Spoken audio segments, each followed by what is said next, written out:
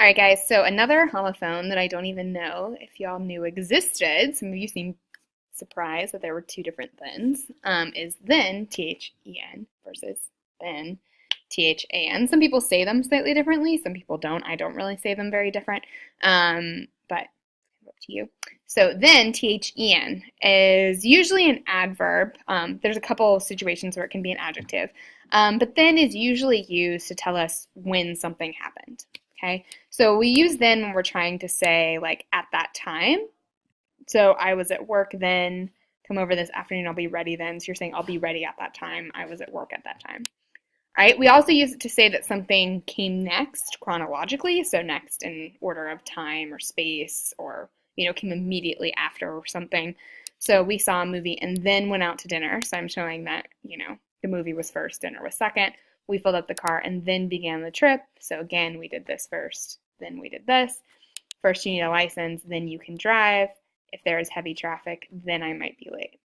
Okay, so this one is usually showing us the order something happened in. We can also use then as an adjective that means that someone was something at that time. So the decision was made by then Chairman Bill Gates, meaning he's not chairman anymore, but he was at the time I'm talking about.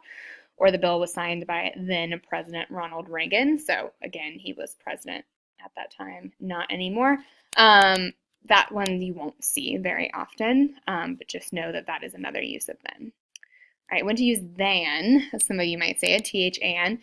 This is a conjunction that we use to make comparisons. So you only use T-H-A-N when you're comparing two things together, okay?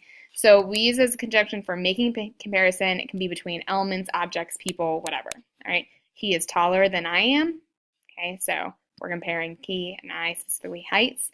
She can run faster than I can. So we're talking about speeds here, comparing. Your meal looks better than mine does. Coca-Cola is better than Pepsi. See, in each of these situations, we're comparing two things together, okay?